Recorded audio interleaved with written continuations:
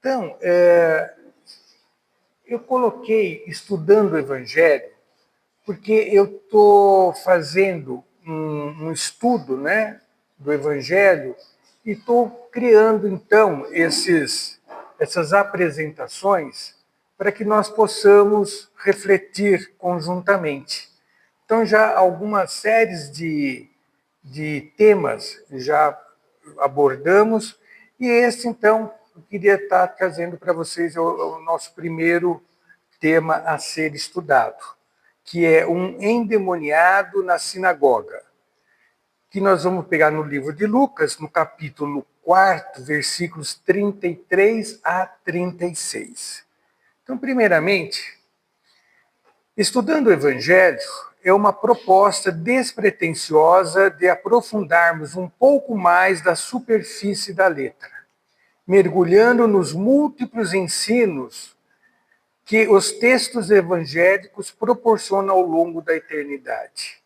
Não temos a pretensão de esgotarmos o assunto de cada texto, e sim analisarmos um de seus vários aspectos, porque realmente é essa a nossa proposta.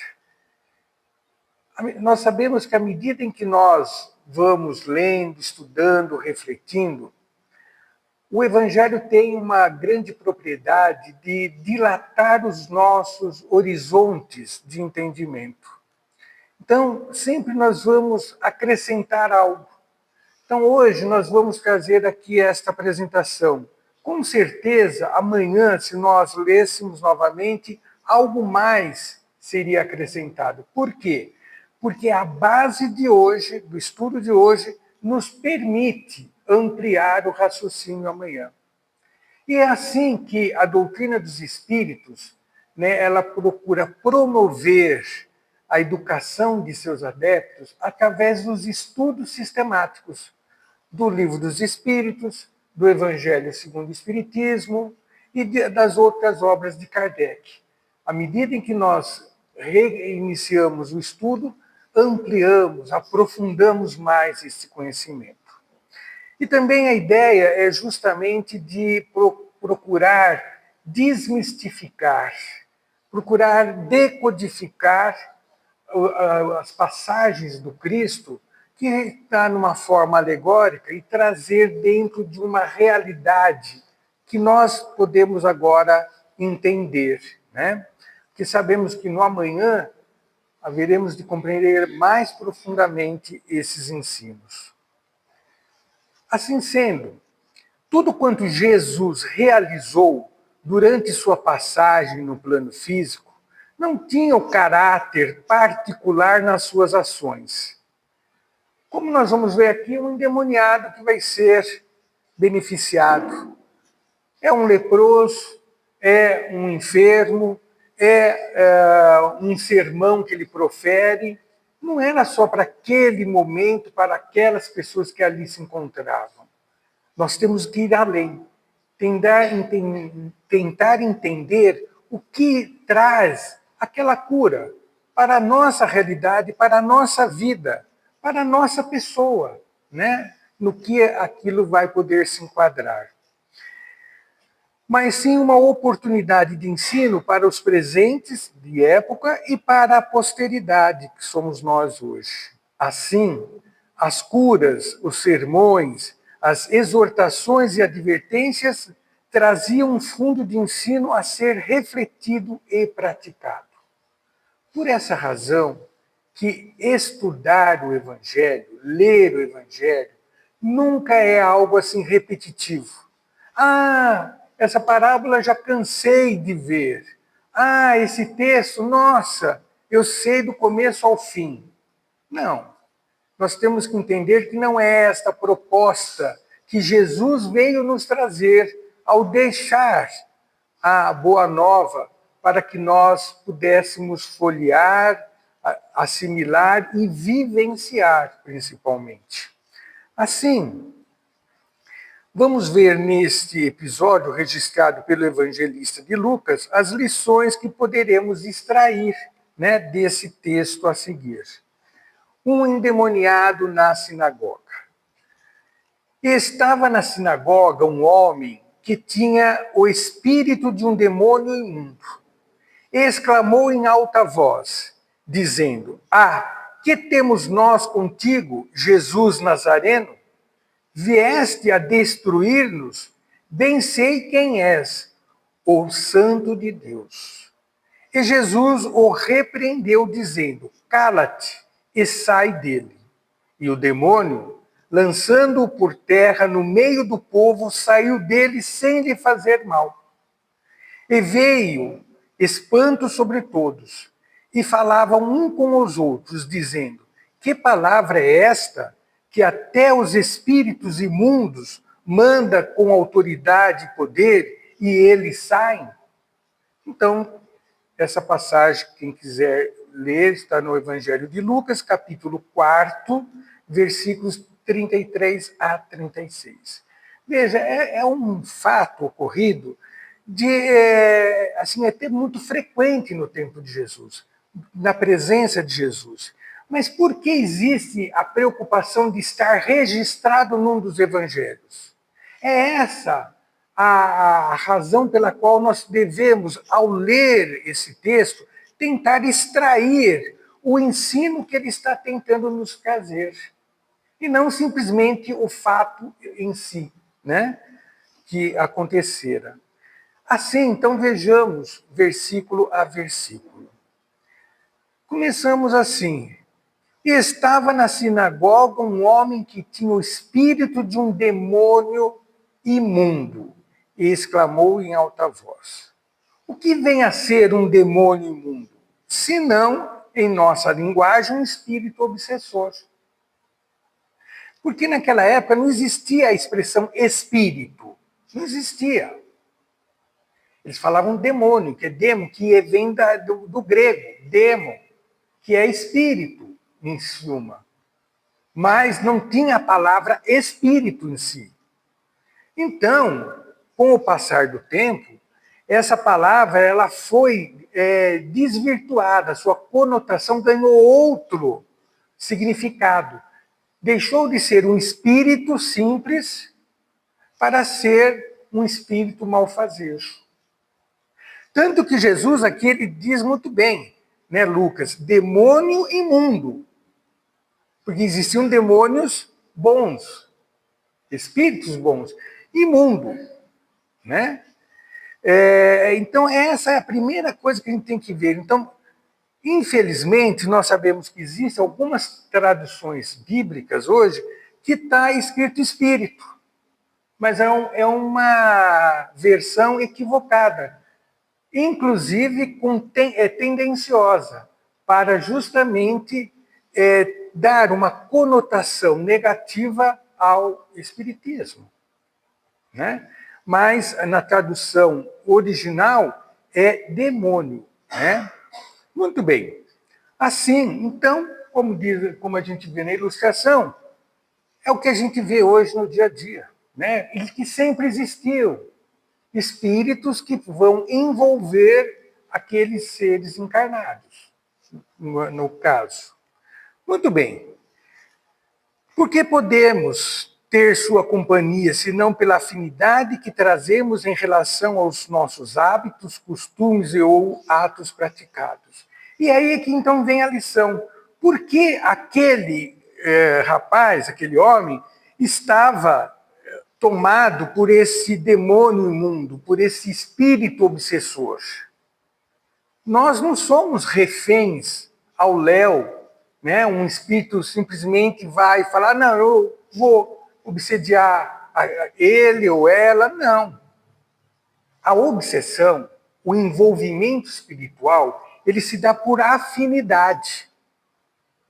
Então, à medida em que nós nos identificamos pelos nossos pensamentos, pelo nosso linguajar, pelos nossos atos, pelos nossos costumes, os hábitos que nós temos, isso cria um atrativo de semelhante a esses hábitos, linguajar e tudo mais. É por isso, então, que nós vamos perceber uma pessoa que caga a um determinado vício, ele vai ter espiritualmente a atração, a afinidade por espíritos que também se comprazem desse vício. O contrário é verdadeiro. Uma pessoa que tem por hábito oração, uma leitura edificante, não precisa ser uma leitura religiosa, não. Uma leitura que enobrece a pessoa, que educa, que esclarece, ele vai ter companhia de espíritos semelhantes. Então, esse é o primeiro ensino que a gente vai perceber. Este espírito obsessor, ele só estava com aquele rapaz em função dos hábitos que o rapaz trazia. Então, isso já serve de um primeiro estímulo, aviso para cada um de nós. Que nos cuidemos dos nossos pensamentos, que saibamos eleger as nossas companhias, que possamos saber qual hábito que devemos praticar e aqueles que devemos evitar. Porque aquilo que, como nós nos apresentarmos, teremos a companhia ao nosso derredor.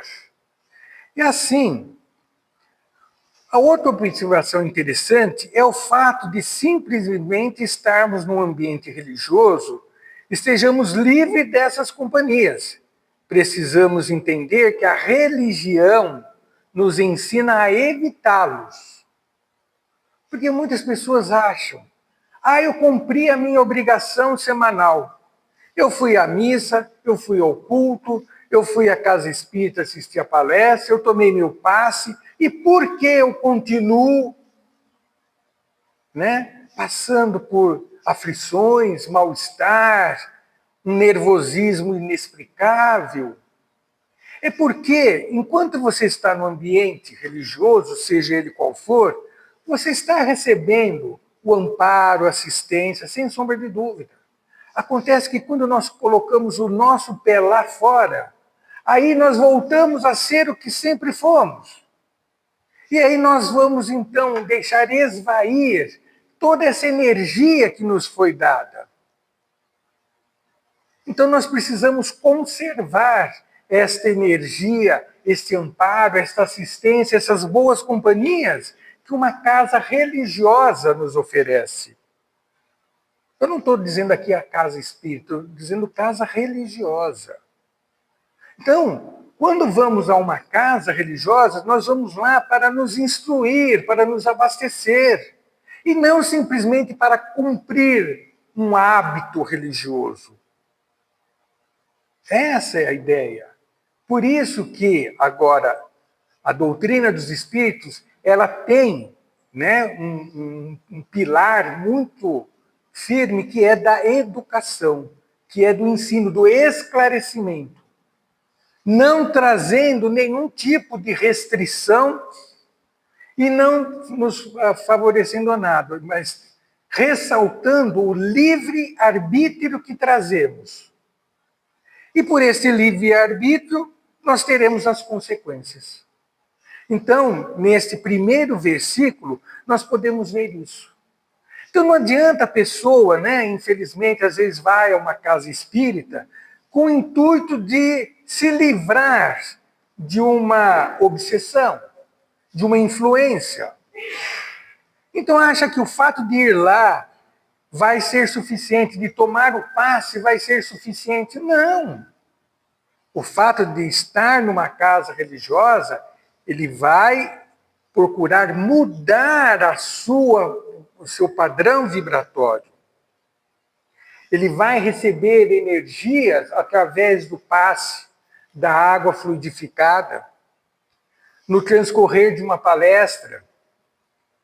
Mas precisamos, após adquirir todos esses valores que vai nos ajudar a melhorarmos intimamente, permanecermos lá fora.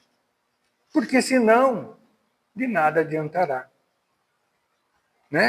É como de repente eu estivesse com uma sujidade, Eu estava lá fora, estava chovendo muito, eu me sujei todo de barro, entrei na casa espírita, tomei um banho, mas daí o que acontece? Eu saio lá fora sem ter as precauções e volto a me sujar.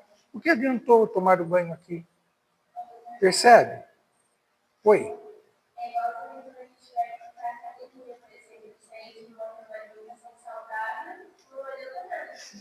É um outro exemplo bem pertinente. Né? Então, nós precisamos, o nosso conjunto de atividades tem que ser voltado para as coisas positivas, harmônicas. Né? Então, toda vez que nós trouxermos algum ranço negativo, vamos sofrer as consequências. Assim, no versículo seguinte, então, dizendo: que temos nós contigo, Jesus Nazareno? Viesse destruir-nos, bem sei quem és, o Santo de Deus. Olha que interessante que este Espírito, ele trazia um grau de conhecimento. Ele sabia quem era Jesus. Ele sabia do nível moral do Cristo, de poder, né, determinar aquele espírito, né, que ele fosse expulso, que ele fosse rechaçado, enfim, que fosse feito o que bem quisesse dele. Mas Jesus, pelo amor que tem, não faria nada negativo. Então vejamos. Então, aquele grupo de espíritos, apesar de estarem ainda numa condição de rebeldia para com a lei de amor, reconhecia a autoridade moral de Jesus e sua importância em nossa vida. Olha que interessante. Veja, era uma coletividade de espírito, porque ele falava: que temos nós contigo. Não era apenas um espírito obsessor, era uma falange. Mas estes conheciam a autoridade de Jesus, apesar de serem espíritos, como diz, imundo, ou seja, espíritos ainda que não aplicavam a lei estabelecida pelo Pai, por Deus. Então, não é que sejam espíritos que sempre estarão nessa condição. Naquele momento, eles estavam rebeldes à lei de Deus. Eles queriam outras coisas do que seguir a lei, apesar de saberem o que era certo e o que seria melhor. Né? E a importância que nós devemos ter eles reconheciam quem era Jesus. Será que nós temos esse mesmo reconhecimento? Ou nós muitas vezes achamos que Jesus, o plano espiritual, né, dependendo da casa religiosa, os santos, os mentores, guias, estão sempre subservientes à nossa vontade, de estarmos sempre pedindo e eles terem que nos atender. E não é bem assim, né? Porque todos nós temos esse processo de evolução. Mas a evolução é individual. Quem deve promover esse progresso, essa evolução, somos nós. A espiritualidade, os mentores, os anjos, eles vão nos intuir, eles vão nos dar bons pensamentos para que nós possamos realizar.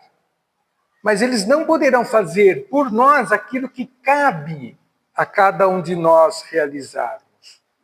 Então, por esta razão, que eles eram espíritos imundos, eram espíritos obsessores, porque eles não queriam viver dentro de uma ordem, de uma disciplina. Eles queriam viver na rebeldia. Então, o temor apresentado pelos espíritos era o de se depararem com a verdade e reconhecerem o caminho equivocado que escolheram caminhar. Então, por isso que eles temiam o que Jesus poderia estar fazendo com eles. Porque eles reconheciam, é como quando nós sabemos que fazemos coisas erradas e a gente às vezes fala assim: ninguém está vendo, só hoje, todo mundo faz. Quem não faz isso que atire a primeira pedra. Então, eles também tinham esse temor, porque Jesus tinha essa capacidade de penetrar na intimidade de cada um deles. e de revelar realmente o que eles eram. E eles não queriam se expor a esse ponto. E aí então fica o questionamento: será que trazemos o mesmo reconhecimento da ação dos ensinos de Jesus em nossa vida? Será que nós temos essa maturidade? Ou achamos que os textos evangélicos ali estão simplesmente para narrar fatos ocorridos há mais de 2000 anos? Ou para demonstrar a grandeza de Jesus? Não, longe disso. Jesus viera até nós para nos dar os ingredientes necessários para termos forças para suportar o processo de evolução. Mas então nós estamos diante de um cenário na qual, a cada instante, surgirão à nossa frente oportunidades para crescermos em conhecimento, para exercitarmos sentimentos, para aprendermos a nos relacionarmos uns com os outros, respeitando os limites alheios, porque queremos ser respeitados. Então, este processo, poderíamos dizer que seria até doloroso. Por quê? Porque requer de nós um esforço grande e uma perseverança maior. Então, por isso que Jesus veio para demonstrar o que ele fizera para chegar na condição em que está e dizer que nós também haveremos de chegar na condição em que ele se encontra hoje. Basta nós termos a determinação para iniciarmos esse processo. Assim, o que Jesus fez? Jesus o repreendeu, dizendo: cala-te e sai dele. E o demônio, lançando-o por terra no meio do povo, saiu dele sem lhe fazer mal. Aí a gente olha assim, à primeira vista, aquela falsa ideia de caridade, de amor. A gente fala: nossa, mas Jesus foi cruel. Jesus repreendeu. Jesus mandou ele se calar. Jesus não teria que acolher, teria que, abraçá-los. Então vejamos por que Jesus agiu desta forma. Porque Jesus sabia que aquele grupo de espíritos não estavam aptos a tomarem nova conduta. Assim, apenas exercer sua autoridade moral para afastá-los daquele homem. O que isso nos fala? Que todos nós temos aquele momento de despertamento. Todos nós precisamos nos esforçarmos para chegar a este momento de despertamento. Assim como uma semente precisa de uma série de condições para ela desabrochar, nós também necessitamos de uma série de situações para entendermos que precisamos evoluir.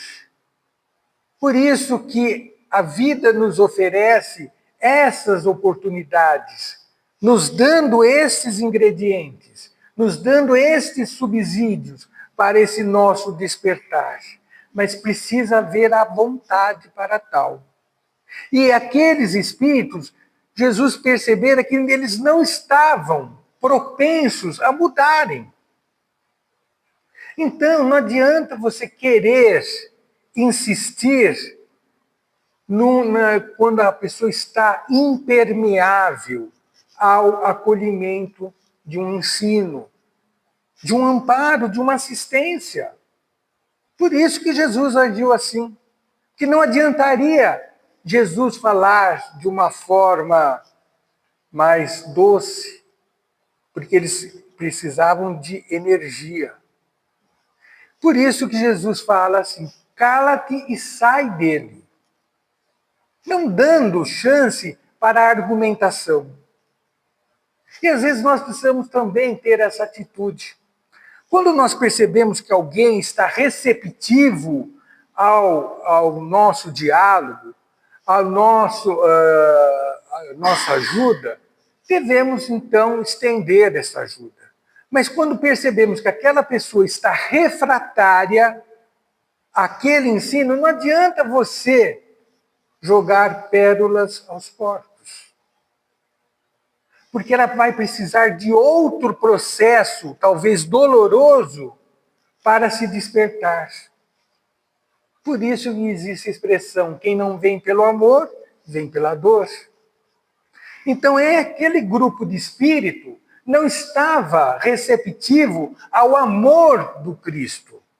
Então, Jesus usou da autoridade que ele possuía para repreendê-los. Aí está a verdadeira caridade de Jesus.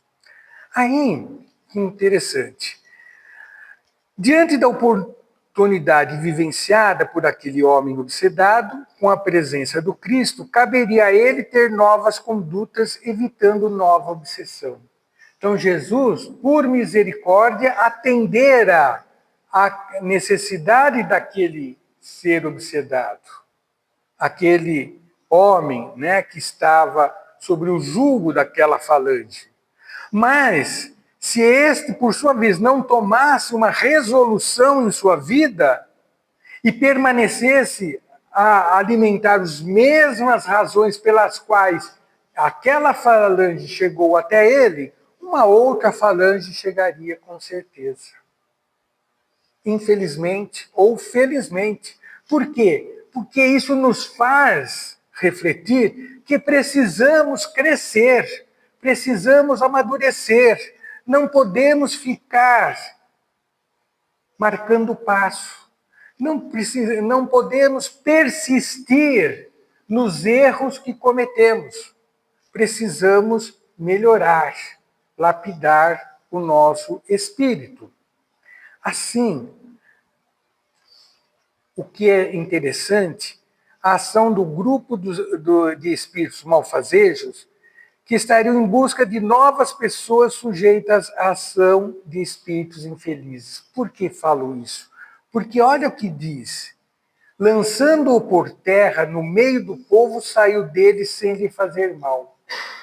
Então, aquele grupo de espíritos ruins, diante da autoridade de Jesus, saíram daquele homem.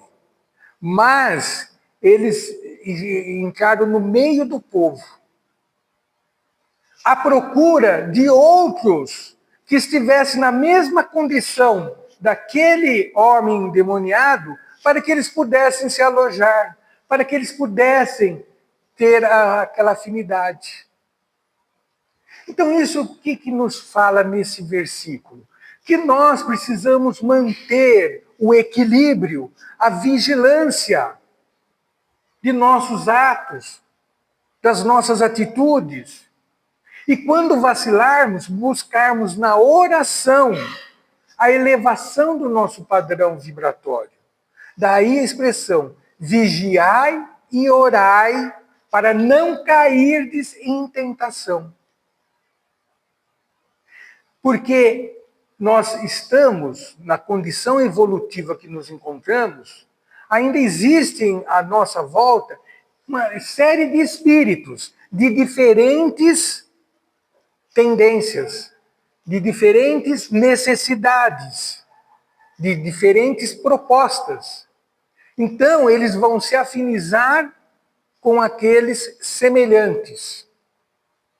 Por isso que estes, lançando-o por terra, no meio do povo saiu dele, sem lhe fazer mal. Por quê?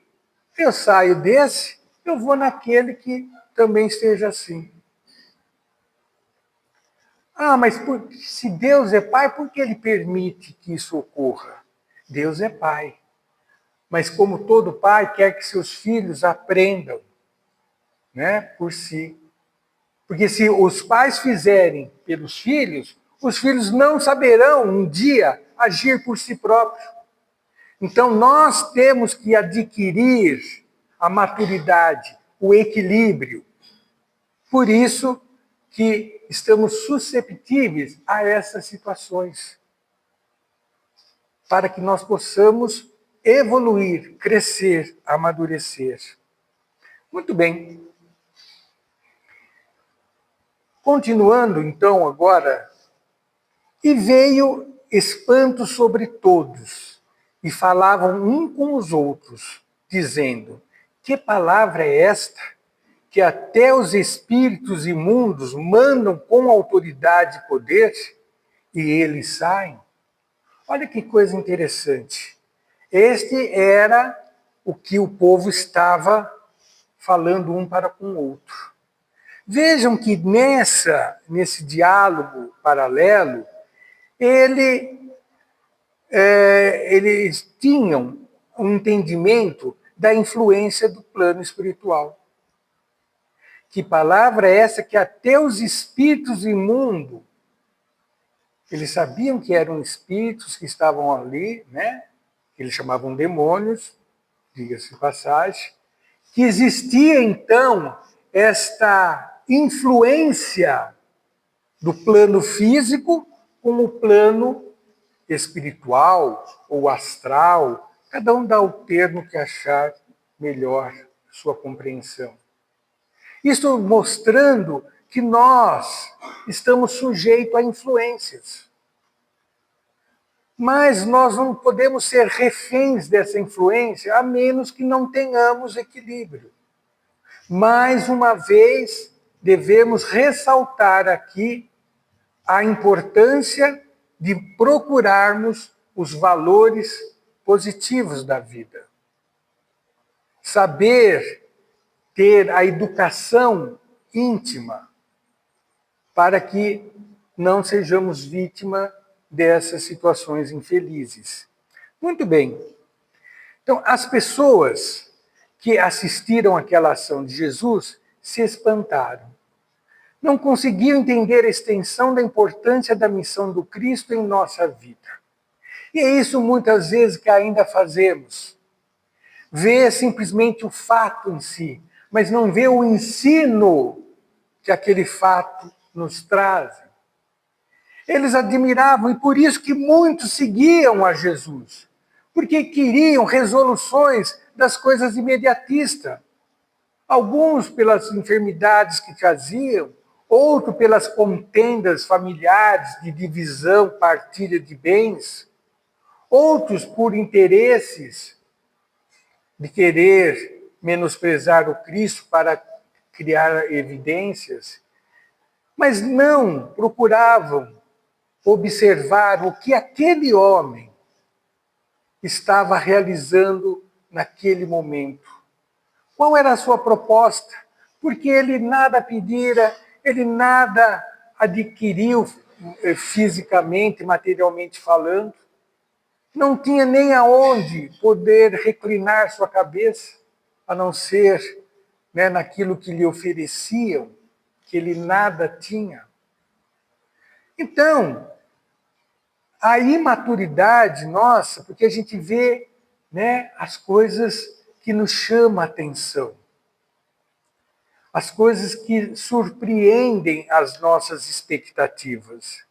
E precisamos de parar de termos esta ingenuidade e passar a observar, analisar, refletir, ponderar, para aí dar credibilidade ou não.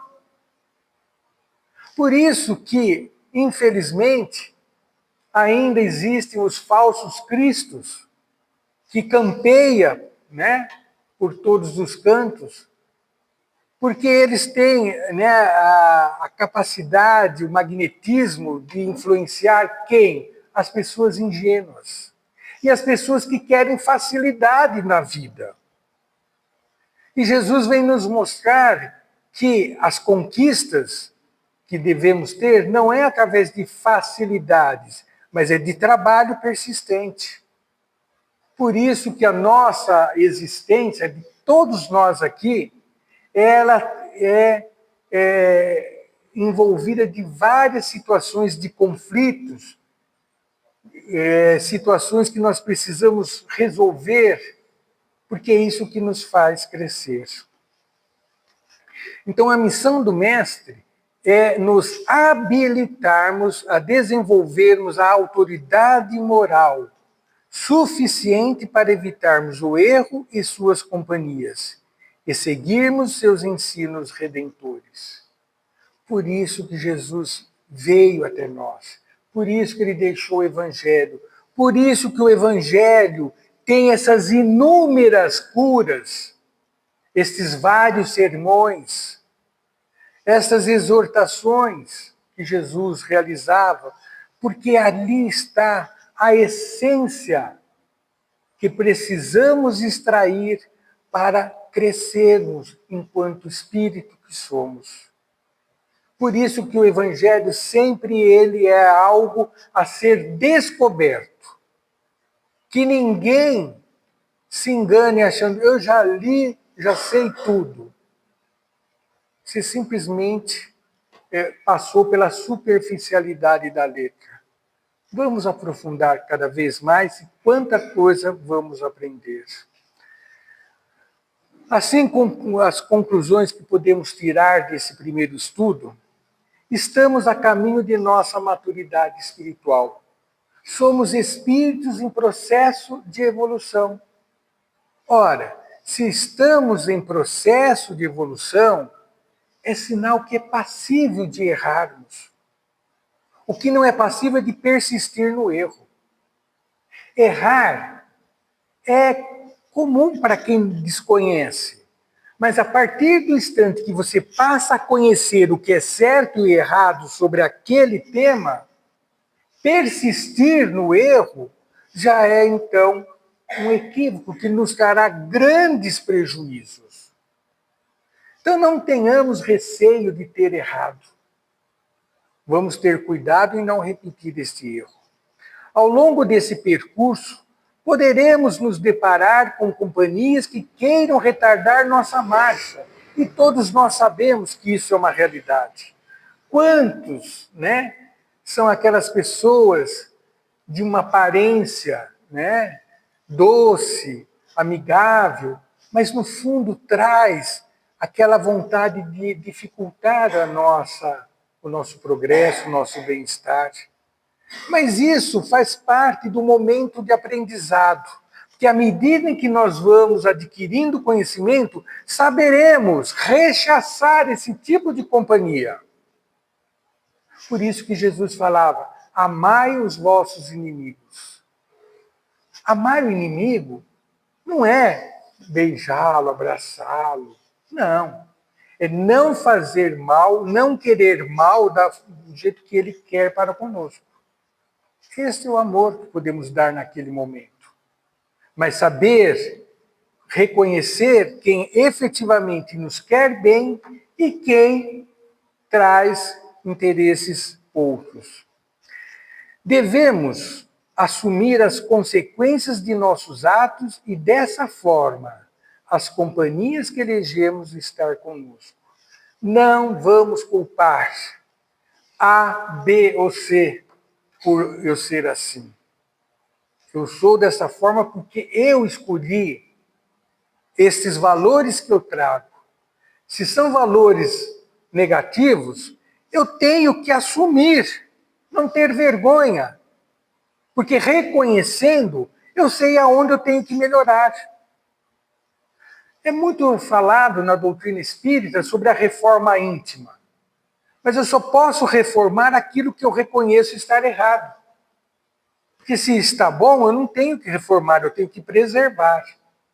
Então eu tenho que fazer essa introspecção, eu tenho que fazer esta análise íntima, eleger os pontos falhos e determinar um projeto de melhoria. É assim que vamos evoluindo, mas não ter vergonha de assumir. E digo mais, às vezes aqueles que se dizem nossos inimigos podem ser grandes amigos, nos apontando efetivamente os erros que trazemos. Quem gosta de ser chamado de orgulhoso?